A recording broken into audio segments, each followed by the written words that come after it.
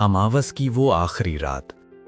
झोपड़ी टूटने के बाद सबको लगा था कि सब खत्म हो गया।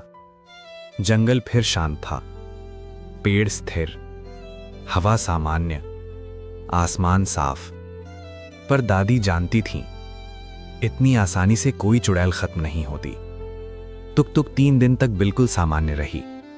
वो हंसती खेलती, दादी से चिपक कर सोती। लेकिन चौथी रात दादी की नींद अचानक खुल गई। कमरे में बहुत ठंड थी, इतनी ठंड की सांस से धुआं निकल रहा था। उन्होंने देखा, तुक तुक बिस्तर पर बैठी थी।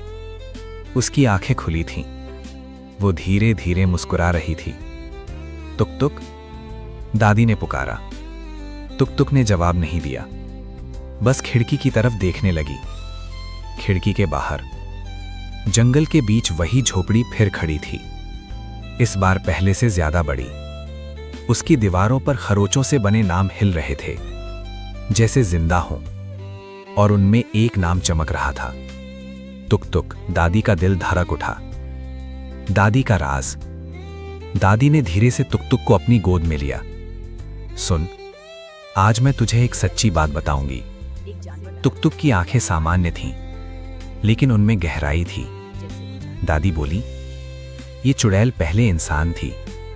उसका नाम था गिरिजा। गांव वालों ने उसे जादूगरनी समझकर जंगल में भगा दिया। उसकी एक छोटी बेटी थी जो बीमारी से मर गई। उस दिन के बाद गिरिजा पागल हो गई। उसने तंत्र सीख लिया और अपनी आत्मा को मरने नहीं दिया। तुक तुक चुप थी। वो हर अमावस को किसी बच्ची की आत्मा को अपनी बेटी बनाना चाहती है। अचानक कमरे में फुसफुसाहट गूंजी। तुक तुक, दिया अपने आप बुझ गया। जंगल का बुलावा। तुक तुक अचानक उठ खड़ी हुई। उसके पैर जमीन को छू नहीं रहे थे। दादी ने उसका हाथ पकड़ लिया। नहीं। खिड़की अपने आप खुल गई। बाहर से हरी रोशनी कमरे में भर गई, और देखते ही देखते तुक तुक गायब। दादी अकेली। जंगल से धीमी हंसी की आवाज आई। दूसरी दुनिया में तुक तुक खुद को फिर जंगल में खड़ी पाती है। झोपड़ी अब उसके सामने थी। दरवाजा खुला। अंदर से चुड़ैल की आवाज, आजा, इस बार हमेशा के लिए।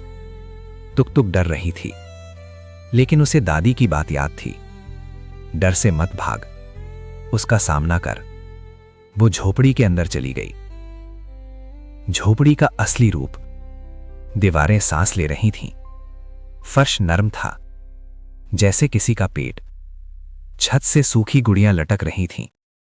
एक कोने में हड्डियों से बना पालना था, और उसमें एक परछाई लेटी थी। चुड़ैल सामने आई। इस बार उसका चेहरा गुस्से से विकृत था। तू भाग क्यों जाती है हर बार? तुक तुक कांपते हुए बोली, मैं तेरी बेटी नहीं हूं। चुड़ैल की आंखें लाल आग बन गई। तो फिर तू मेरी बनेगी। दीवारों से हाथ निकले। जमीन धंसने लगी। दादी की आखिरी लड़ाई। उधर असली दुनिया में दादी जंगल की तरफ भाग रही थीं। उनके हाथ में पुराना ताबीज था। वो झोपड़ी के सामने पहुंची। झोपड़ी अब बहुत बड़ी थी।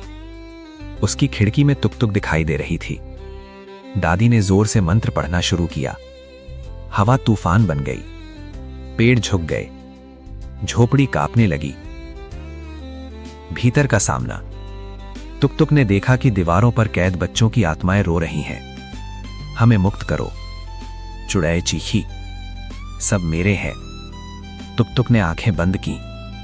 उसने जोर से कहा, तू अकेली थी, क्योंकि तूने प्यार को कैद किया। अचानक झोपड़ी की दीवारों में दरारें पड़ने लगीं। चुड़ैल चीखी। उसका चेहरा बूढ़ा होता गया। उसके बाल राख में बदलने लगे। तुक तुक ने आगे बढ़कर उसका हाथ पकड़ लिया।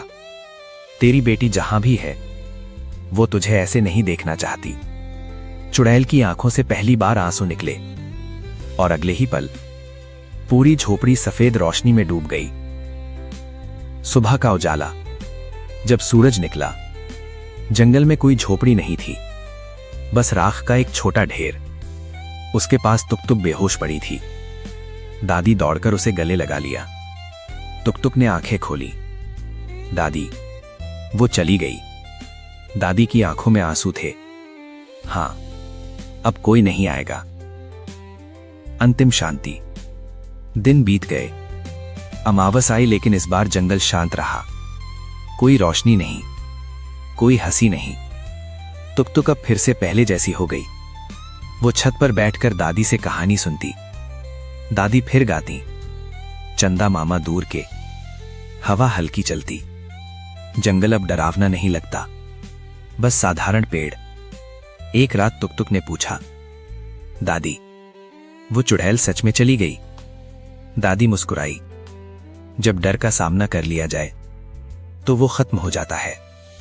तुक ने दादी को कसकर गले लगाया और उस रात दोनों चैन की नींद सोए। जंगल भी शांत सोया और अमावस की रात पहली बार बिना किसी चीख के बीती। अब तुक सुरक्षित थी, अपने घर में, अपनी दादी के साथ, और वो झोपड़ी सिर्फ एक कहानी बनकर रह गई।